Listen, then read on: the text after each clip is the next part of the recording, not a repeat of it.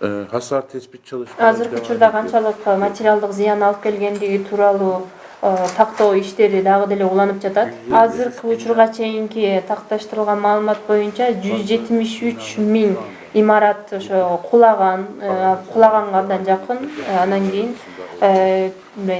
кирип жашаганга болбойт деген категорияларга киргизилген. Tabii Жер depremin титирөө абдан чоң etkili масштабта болду жана ошону менен катар эле бул имараттардын кандай сапаттуу деңгээлде жасалгандыгы тууралуу прокуратурага тапшырмалар берилди. Бул боюнча иш алып барыш үчүн. görevlendirildi hükümetimiz tarafından. Сиздер дагы ошо көрүп жаткандай эле бул боюнча кармоолор да болууда.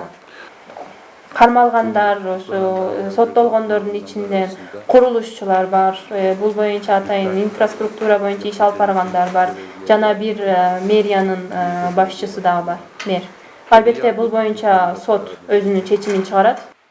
Жер титирөө алып келген материалдык зыян боюнча бир нерсе айтыш кыйын азыр, анткени бул боюнча териштирүү тактоо иштери дагы деле уланып жатат. Бирок ошо жер титирөөдө зыян тарткан имараттардын санын эске ала турган болсок, бул аз сандагы имарат деп айтыш кыйын. Rakam değil. Ama Бирок Түркия күчтүү мамлекет. güçlü ülkedir. Досторунун дагы жардамы менен бул апаттан эң жакын учурда жеңип чыгат.